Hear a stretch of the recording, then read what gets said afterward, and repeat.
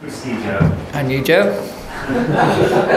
Don Best sat in that chair yesterday. It was very entertaining. He seemed very enthusiastic. Are you ready to unleash your mum? Yes, I am. He is. He is a very confident young man. He's got a lot of energy, as you'd expect. And, you know, he seems like he's really clear about what he wants to do in the game and how he's going to approach this week.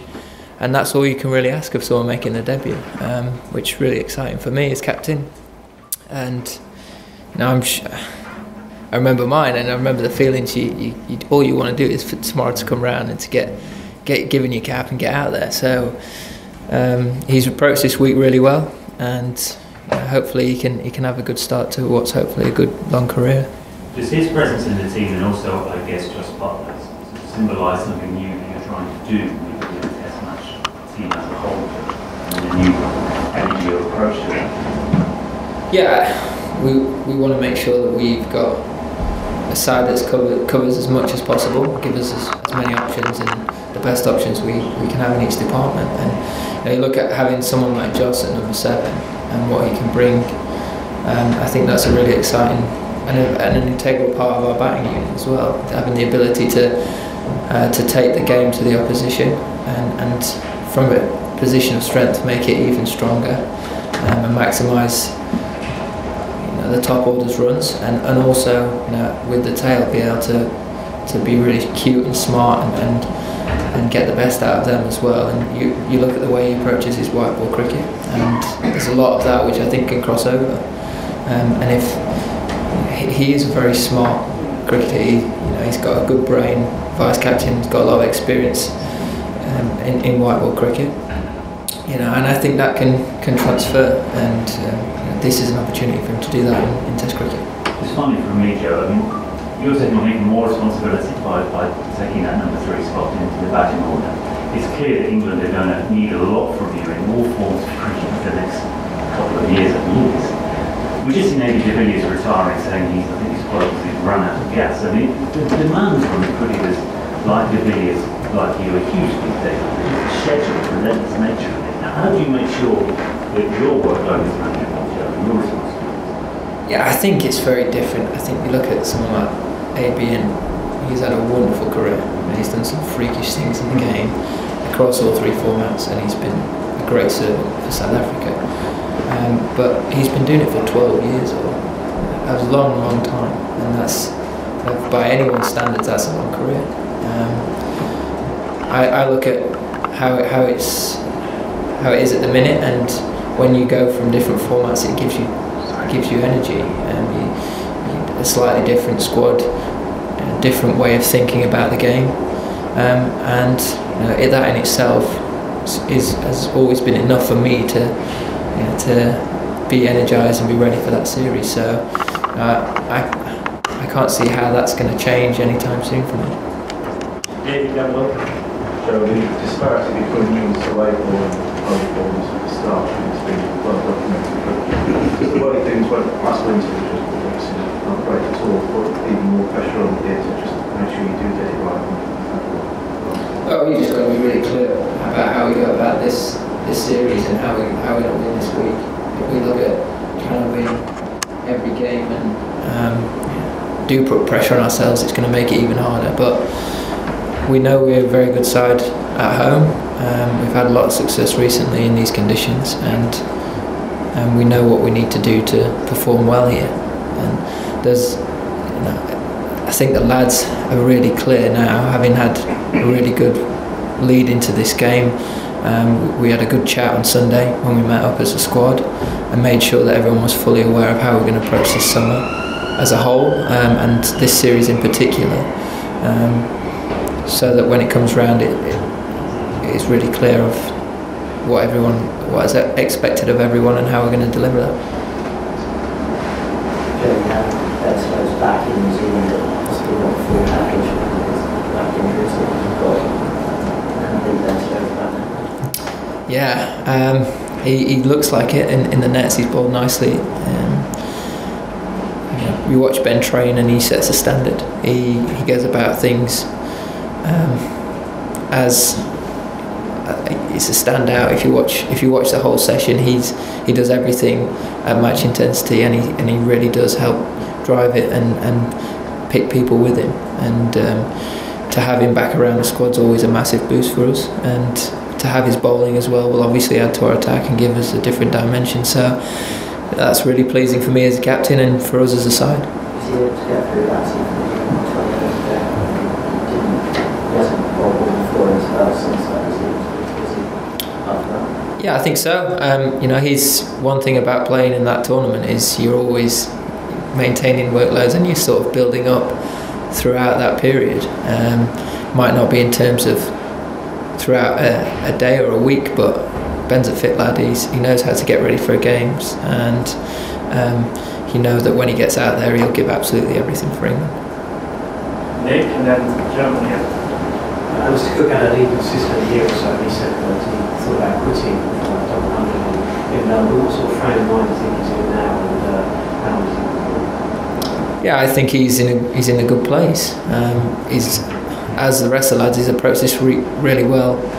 Looks like he's prepared well. He's got huge amounts of experience. He's got a lot of good memories at this ground, and as far as I'm aware, I can see him playing for another couple of years at least. That's completely his decision. Breaking another record, I think, or equaling another record this week as well.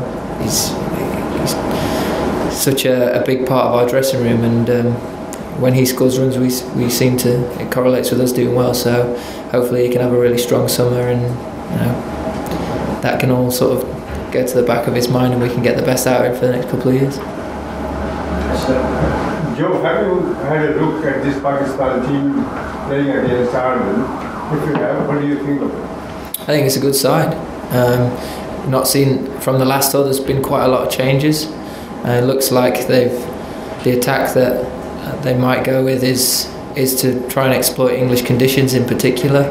Very skillful, and they've got some world-class players within it.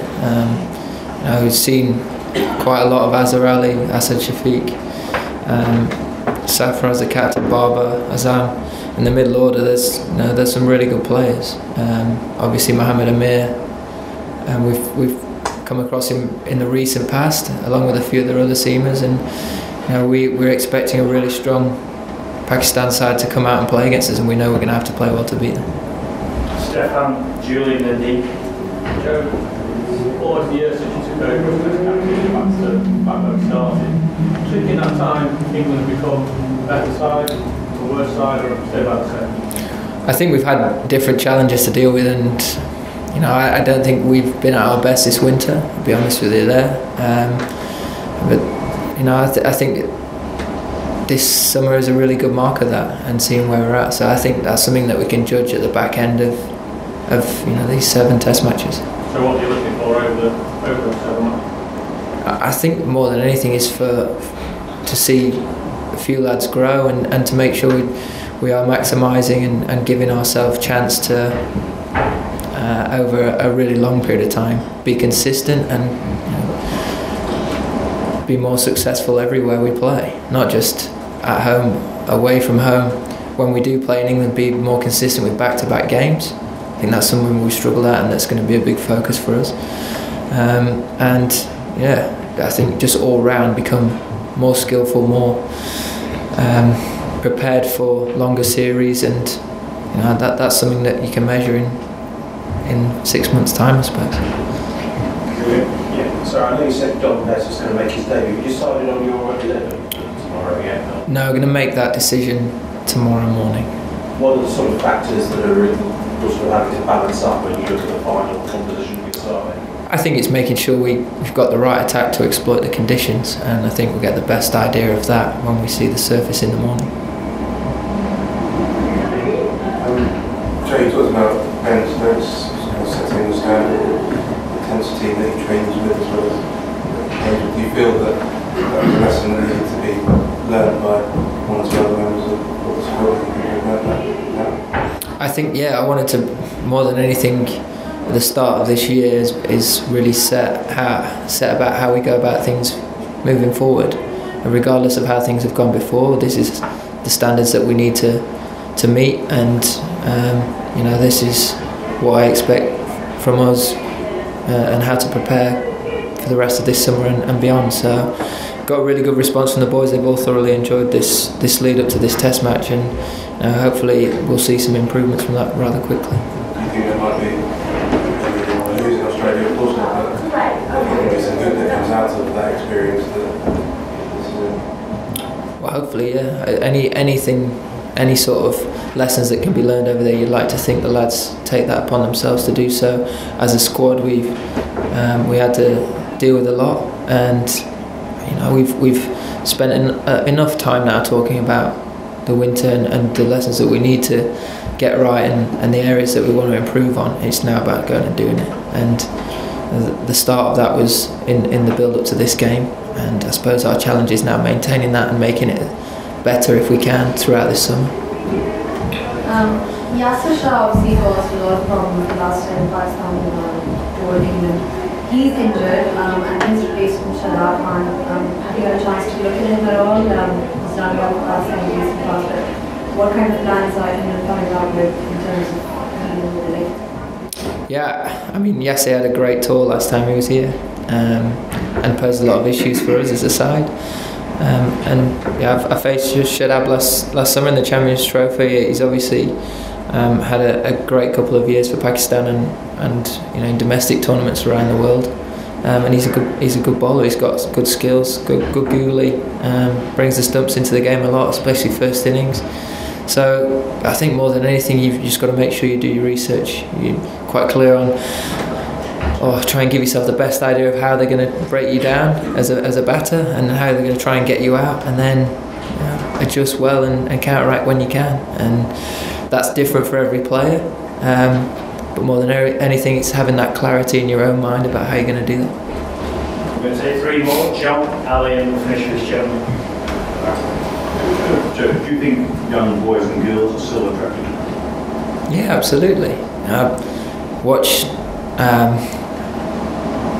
Go down to my local club and I watch the kids on the sideline and get their mums and dads throwing balls at them in the nets or playing on the grass next to the pitch. It's great. I have great memories of that when I was a youngster, and you can see it now. So we had a couple of young guys come to training today, and you see when they met the players and when they finally got a chance to play on the nursery ground, they absolutely loved it.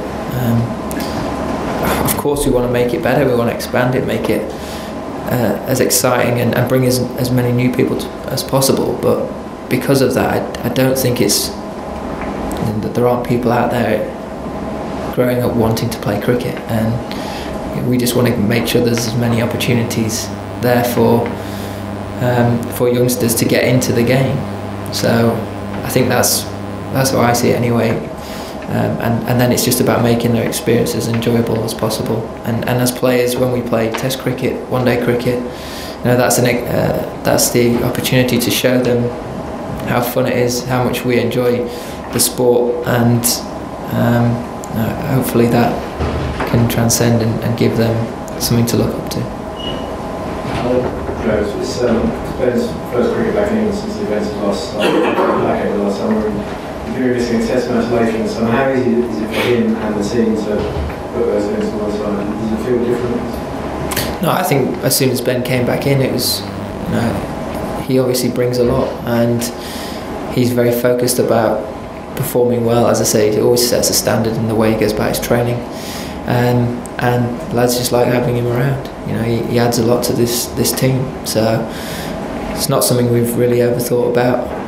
In terms of that game later in the summer, we'll see where we're at then. But it's great to have him back. He's excited to be playing.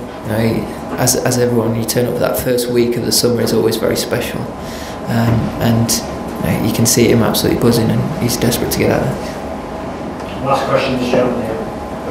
What impact do you think Butler's call is going to have, his selection is going to have on county cricketers? Do you think it's going to encourage more Englishmen to sign up to the IPL? I don't think so. I don't think that's really a fair way of how we've, our selection. I think with Joss, it's a very individual case. You look at how he's played international cricket. He's obviously had experience in Test cricket before, but he adds something in that position that not many players out there can. And you look at the damage that he could potentially do at the back end of an innings, whether we've had a good start or not. That can add a lot to our team, and that's the way we've seen it moving into this series. And hopefully we'll see that pay off for us. But my message to guys playing county cricket is to continue working hard. It's obviously been difficult for batters at the front end of the season with the pitches. So that might change towards the back end when there's better surfaces. You see guys being more consistent and scoring big runs, and that shouldn't really be a reflection on where the county game's at. That's just us in that position trying to find the best option for this team. Okay, thank you. Cheers.